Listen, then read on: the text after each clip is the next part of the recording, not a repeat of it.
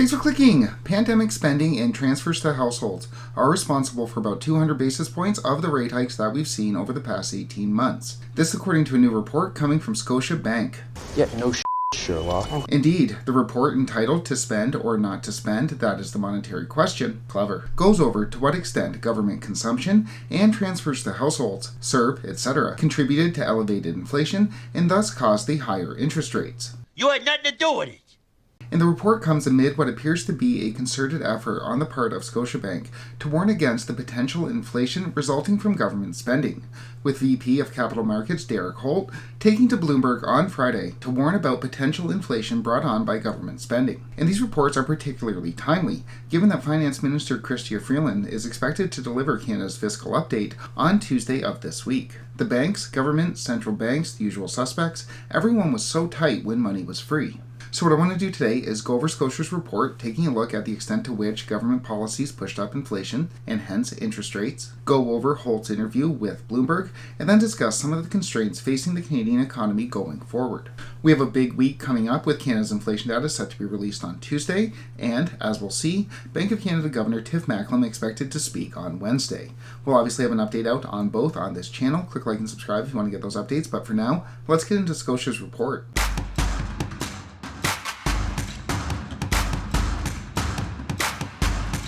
Onto the report. The report begins by arguing outright that fiscal policy has contributed unquestionably to the current level of the policy rate. For its part, Scotia splits fiscal policy into two areas, the first being government consumption, what the government spends money on, health, education, bureaucracy, wages, etc., and the other being transfers to households, like CERB. The report says that were it not for actions taken in these two areas, the policy rate would be sitting around 3%. You did this to me! The report notes that government spending on consumption has been outpacing real GDP since 2019, meaning the government has been spending much more than the economy has been producing. Economics 101, when spending outpaces production, prices are going to rise. With that said, Scotia makes it clear that it's not just the federal government that's been doing the spending, doing the inflation causing, with the provincial governments responsible for the lion's share of the inflation. And all of the spending on consumption, says Scotia, has translated into 120 basis points worth of rate hikes coming from the Bank of Canada. Taken all together, says Scotia, out of the 475 basis points in rate hikes that we've seen from the Bank of Canada, 200 of them were directly caused by the fiscal policies of the federal and provincial governments. So, massive increases in spending without corresponding increases in production equals inflation. Simple enough, or very well should be. Very well should be, except for maybe the report's author, Jean-Francois Perrault, I probably butchered that, who gave zero mentions to the word inflation in 2021 or government spending, instead arguing smooth sailing would be on the horizon for the economy, urging the government to stay out of housing, and again, zero mentions of the word inflation when going over the 2021-2022 budget. You were my guy.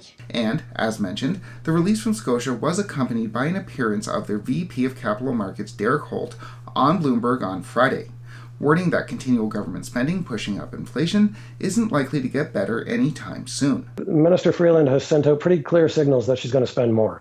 And remember, what's already in the budget from last year is a hardwired amount of additional spending increases, even if they don't do anything extra next week.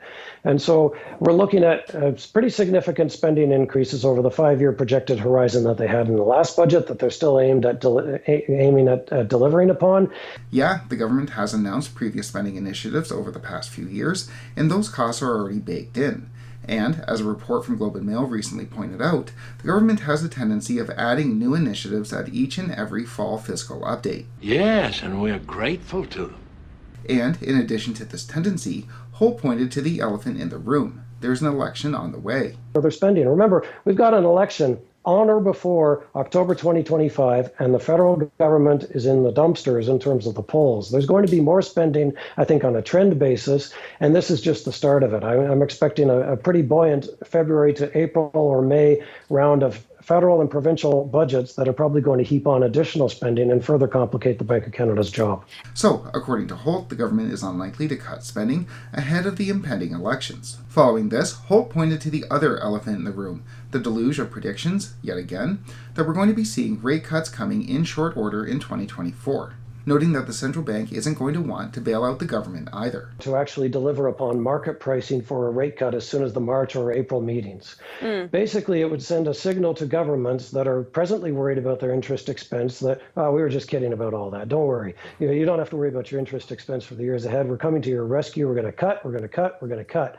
And so what would that do to governments that already have a strong proclivity towards spending more and adding to inflationary pressures? It would light up their core program spending all over again. And I don't think the Bank of Canada wants to send that message to governments. And I think this is an incredibly important point, as we're hearing constantly from the usual suspects that with an election coming, with an election impending, the Bank of Canada is certainly to cut rates, which has absolutely zero basis in reality. Looking back, we had an election in October of 2019, and the bank had been increasing rates. In October of 2015, we had seen a 30 basis point rate cut in that lead up, hardly anything to speak of. We had an election in May of 2011, when the bank had been hiking, and in the lead up to the 2006 election, interest rates had been increasing as well. On that note, and unsurprisingly, there's minimal evidence for the argument that the central bank will reduce rates in the lead up to an election in the United States either. In the lead up to the election in 2016, rates were on the upward trend, couldn't go any lower in 08 or 12, were going up in 04 and 2000, and had no major changes in 1996 either. So, there is zero evidence that central banks lower rates ahead of elections. But so what? The stuff just come to their heads and they spew it. It's right there. The data's there. But I digress. Just because the government may want to have cheap money ahead of an election does not necessarily mean the central bank is going to give it to them. Holt says that the title of Governor Macklem's speech to be given on Wednesday, The High Cost of High Inflation, was very deliberately chosen. I think that title was very deliberately chosen. He could have chosen, well, gee, look at those mortgage resets, or gosh, the economy's been relatively soft in the summer. No, it's the high cost of inflation. That's immediately, I think, a sign to markets with respect to the likely tone of that speech. I think the governor is going to probably say, listen, markets are too fussed with the very latest and greatest inflation print, whether it's higher or lower next week, and to guide that we need to be very patient and not push toward rate cuts too prematurely. And yeah, we've talked about this multiple times on this channel. The central bank's number one priority is inflation. Not the economy, not the government, not real estate. It's inflation. You can have a weakening economy and high inflation. You can have elevated employment and high inflation. It's called stagflation, and we saw it in the 1980s. Absent a major problem in the financial system, absent bank failures, the central bank is going to choose the inflation fight every single time, as they did in the 1980s.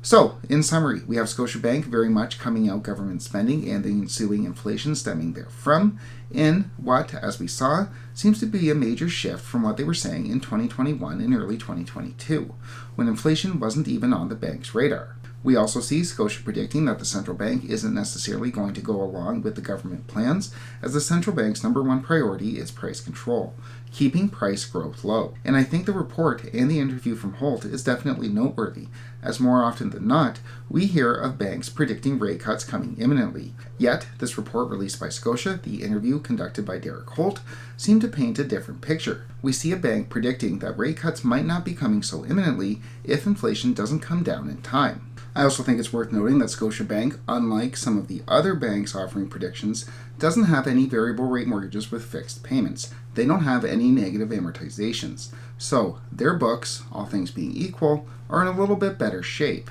With that said, whether or not the bank is going to be able to cut rates, as we mentioned, is going to be dependent on the inflation data, which is going to be released on Tuesday. We'll obviously have an update out on that data on this channel. Make sure you click like and subscribe if you want to get those updates. But for now, thanks so much for watching.